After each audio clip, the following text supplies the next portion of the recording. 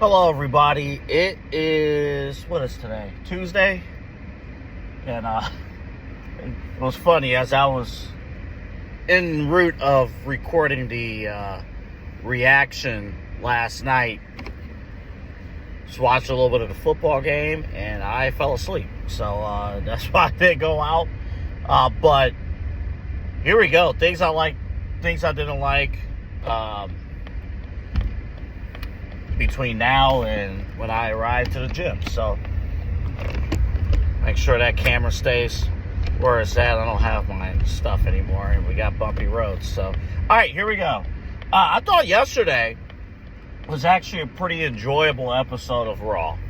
Of course, the big story throughout the week is AJ Lee. Her return, not only on SmackDown did we actually get the return, but yesterday we got her explaining the return. And we'll do a deeper dive when we do the show this week. But you see the importance of, reintroductions and explaining yourself, right? And as far as show evaluation, I thought AJ Lee did a great job of explaining herself, reintroducing herself to the audience, also acknowledging, like, hey, I have been gone for 10 years. So there are fans who did not watch the product 10 years ago.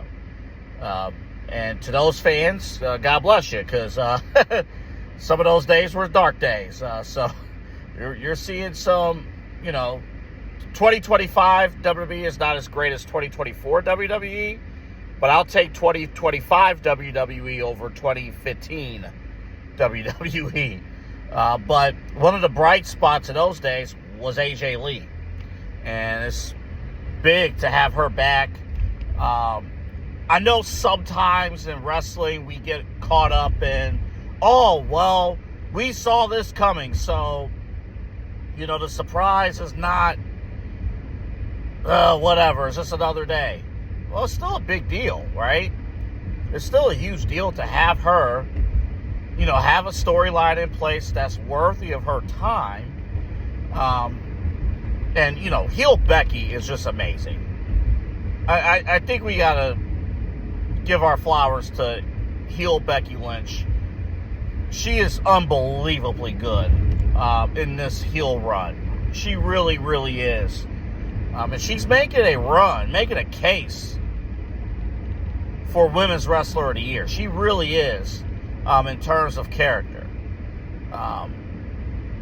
She's just doing an unbelievable job, Becky Lynch. But yeah, it was great to see AJ Lee. You see why she's important. Her mere presence, of course, all the mental health stuff that she talked about in her promo. Therapy might be the most over chant in pro wrestling in 2025. One of the most over chants in pro wrestling in 2025, which is a great thing. And little things, little introductions. She did a great job at that. And again, I have my feelings about Seth Rollins in general, but Becky is making this tag team feud work. Of course, delivering with AJ Lee returning. CM Punk. You're seeing two natural couples defending their ground, defending their territory. And overall, a great job. A great job setting up WrestlePalooza. A couple other things, just kind of spitballing as we go here. Another week, by the way, with no Stephanie McCare, so that's interesting. But hey, we got Lyra Vicaria back on television, and I thought Lyra and Raquel Rodriguez had an outstanding match. Of course, I think you can say that about every Raquel Rodriguez match in the last few months. And Lyra just brings it. She really does. And we had a proposed idea about Bayley getting traded to SmackDown. No, she's going to stay on Raw, but it's clear that there's direction. And it is clear that the next chapter of Bayley and Lyra is in Operation Go. And it's great to see that Bayley, the split personality thing, is going to really, really, really impact Lyra when the time comes. Oh, and here's the cool thing, too, if you believe the internet. This AJ Lee return is not a one-off.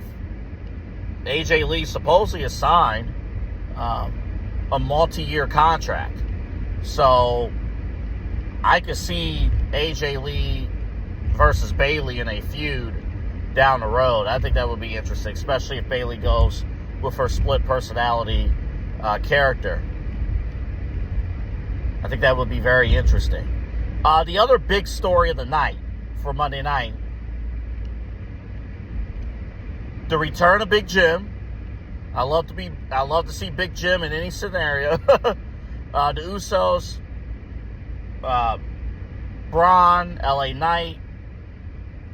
One of the specialties in the Triple H booking is having multiple stories going at once and rewarding fans for watching all that time. I had completely forgot LA Knight had a championship match against Roman Reigns. I think it was Crown Jewel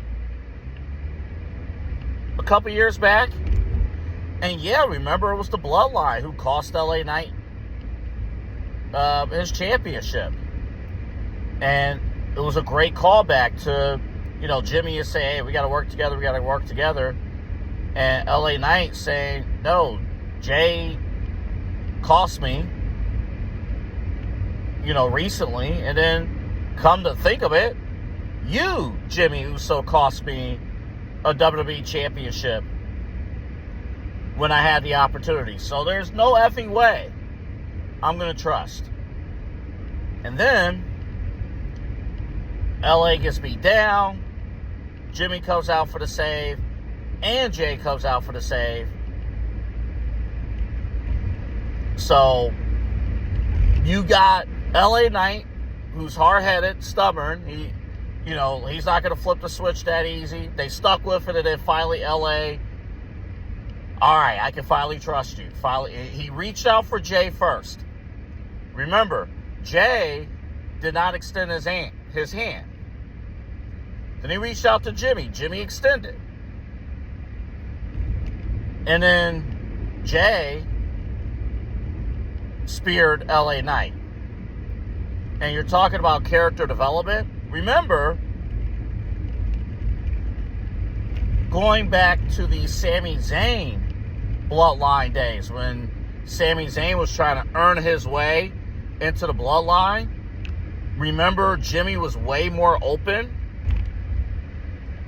in having Sami in the Bloodline. They were best friends first, and then it took Jey a bit of time before he let him in. Same deal here. Jimmy was open about LA Knight, bringing him in. Jey reluctant. And you have the overall story of Jey Uso no longer sounds like Jey Uso. He's sounding and acting like Roman Reigns. And if you remember, thinking all the way back to the beginning of the Bloodline story, it's fair to say that the end result is really, or should be, Jey Uso becoming the new tribal chief. But he had to build that mentality, build that mindset. He said, now we're good. It's the way that men handle men things, right? Maybe. The story's interesting. Gonna see where that goes. Will LA Knight say F all this? He probably will. Will LA Knight cost the Usos the W at WrestlePalooza? Probably. We'll see how it all plays out. That makes things, it makes things interesting to see it all play out. Not a lot of technical dislikes. I guess if you want to go by technicality of dislikes, I mean, AJ Lee's promo, if we're evaluating the promo itself, not the cleanest promo ever, but it got the point across. So you do have that.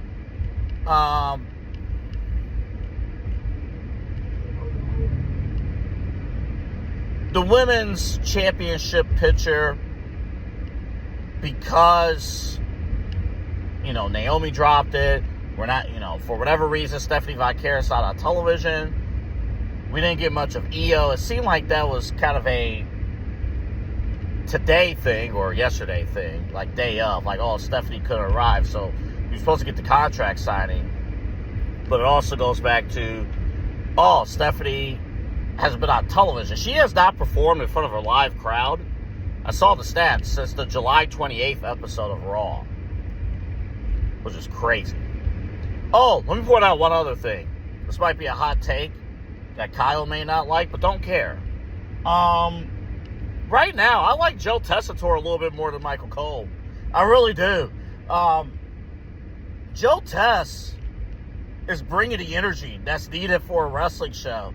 And maybe because Monday nights, no matter what other day of the week that you put out wrestling, no matter what, Monday nights is always going to be the ideal night of wrestling.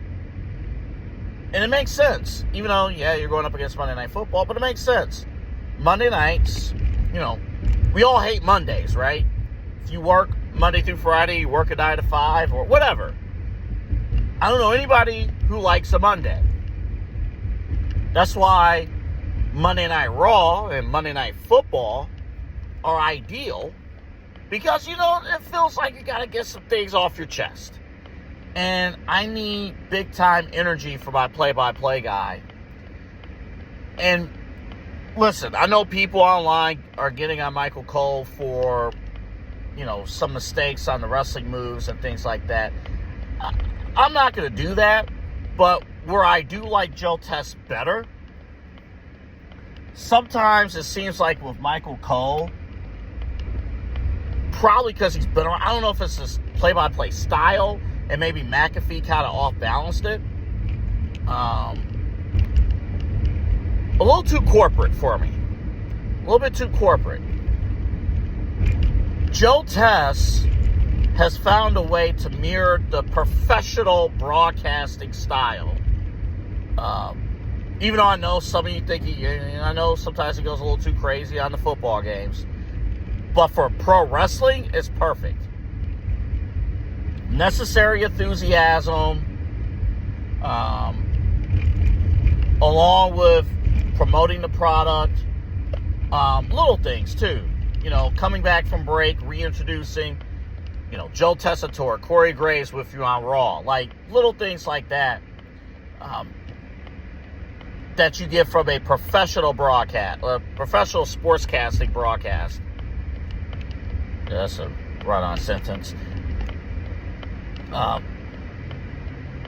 And again, I'm not saying, you know, Michael Cole is bad. I'm not saying that at all. I think Michael Cole is fantastic. And he's doing what he's doing. But there's something about the energy and the fandom that Joe Tess brings on top of knowledge of the product and knowledge, you know. Plus, I think he was excited that he finally gets a different broadcast partner for a couple weeks. I'm not saying that he hates Wade Barrett, but, you know, sometimes we work with somebody different for a little bit of time, for a week or two, you know. It's excitement in terms of, like, oh, this is going to sound different. So, all right. I think that's it. Again, I thought it was a really good episode of Raw. We'll react to that. We'll react, of course, to the big news with Becky with AJ Lee returning on the main show. We'll do that. And, we'll go from there. I guess really the only major dislike, too, was, I don't really have one. I didn't really care for Penta and Rusev, but again, I thought they had a decent match. So, there you go. All right. I'm heading in. They repainted the Planet Fitness sign, so that's pretty cool. All right. You guys have a good one. And we'll react to the other shows this week. All right.